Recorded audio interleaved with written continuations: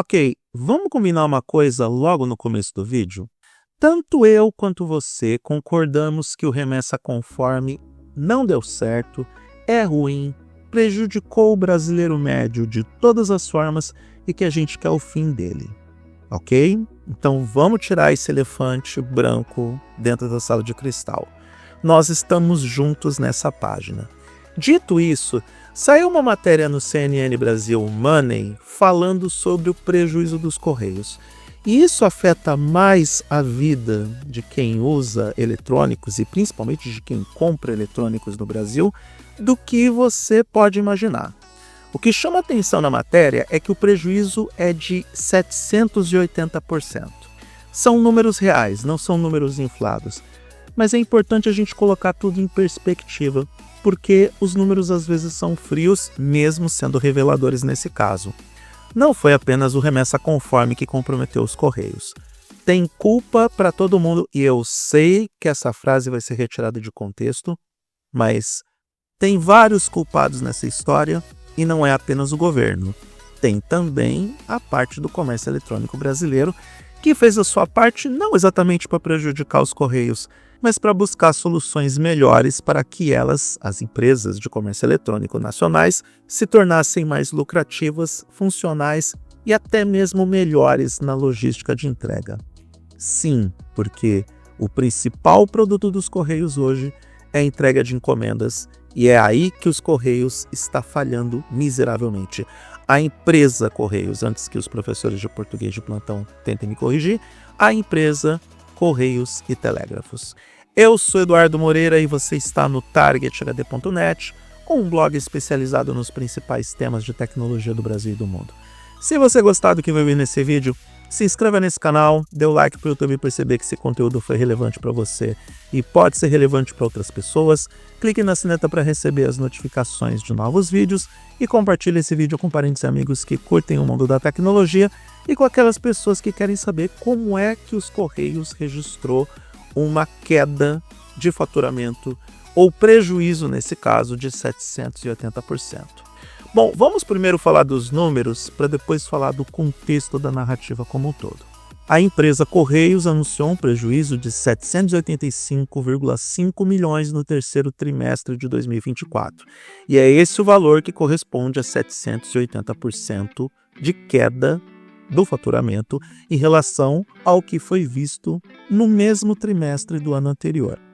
O rombo da estatal vem crescendo diante da piora das duas principais linhas de balanço de qualquer empresa, que é queda nas receitas e aumento de despesas, e no acumulado de 9 meses, ou seja, de janeiro até setembro de 2024, o prejuízo dos Correios soma 2,1 bilhões de reais.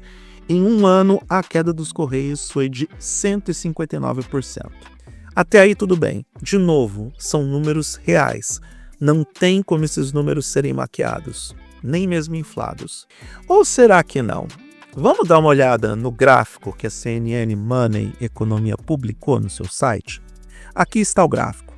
E as fontes dos dados é justamente a empresa Correios.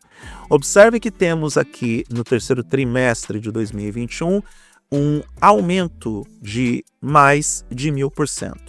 Aí depois os Correios começam a registrar queda no seu crescimento ou faturamento, chame do que quiser, até chegar no número de 785%. É muita coisa. Eu concordo, realmente. Entre julho e setembro, os Correios receberam 4,8 bilhões dos clientes que pagaram pelos serviços prestados, valor 2% menor que o visto em igual período do ano passado. Ao mesmo tempo, o custo desses mesmos serviços prestados aumentou em 7% da empresa e somou 3,9 bilhões. Logo, é fácil concluir que os Correios está dando prejuízo. Agora, vamos lá. Esses números analisados pela CNN pegam um trimestre que não é exatamente aquele que representa o maior volume de serviço para os Correios, que é justamente aquele que é o serviço que hoje turbina a empresa, que é a entrega de encomendas. Ainda mais pelo fato do brasileiro ter aprendido a importar produtos. Bom, aprendeu para não mais importar, porque só parece, que o brasileiro desistiu de importar eletrônicos da China.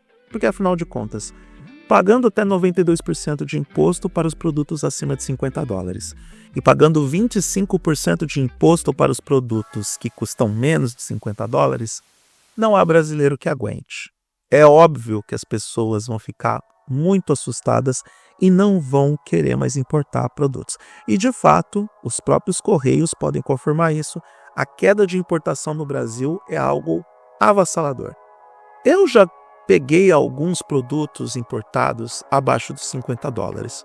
E eu vou dizer para você que aqueles itens que eu não tenho condições de encontrar aqui no Brasil e que estão abaixo dessa margem de preço, até que vale a pena seguir importando. Porque 25% de imposto é algo razoável.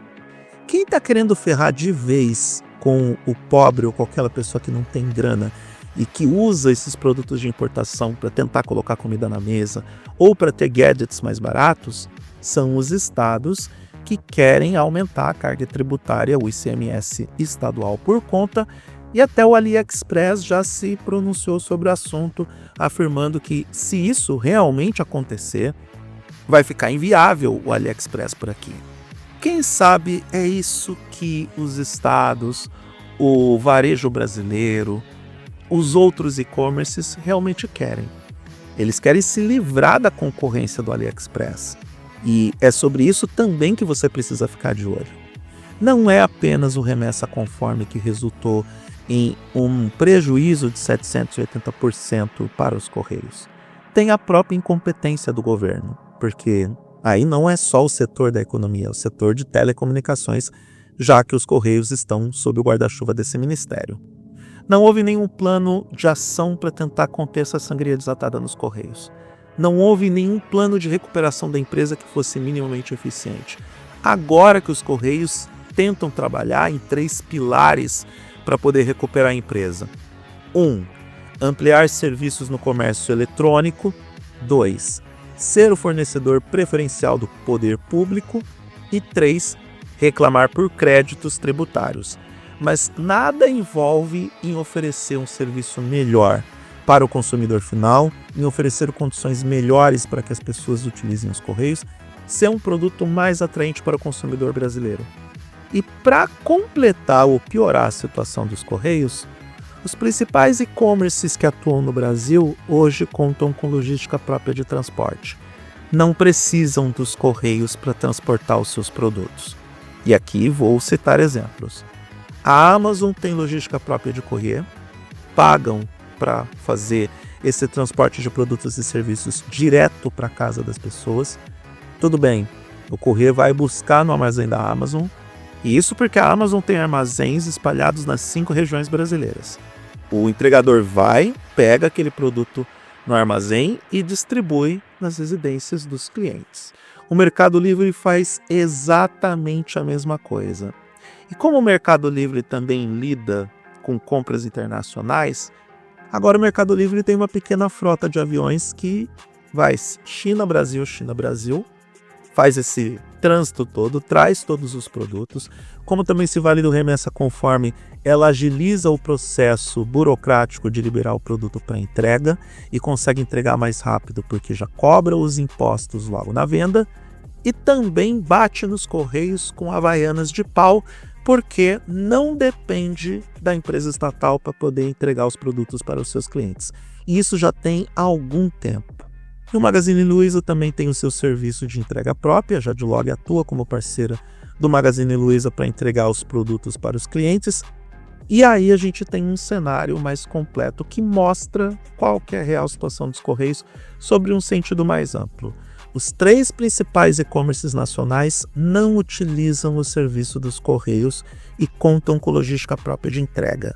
E isso está ajudando a quebrar as pernas dos Correios de forma inacreditável.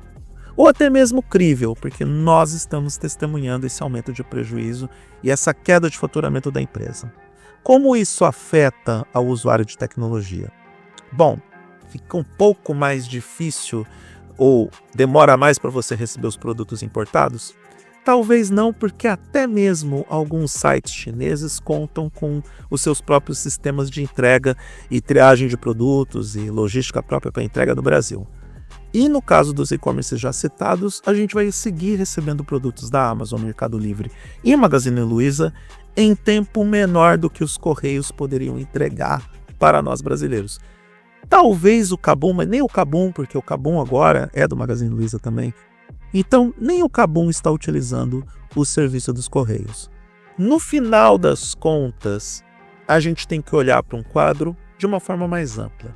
Os gráficos da CNN são bonitinhos, a gente sabe que sim, tem a influência do remessa conforme nessa queda do uso dos Correios pelo cidadão médio, porque a gente parou de comprar produtos importados e também parou de enviar e receber produtos.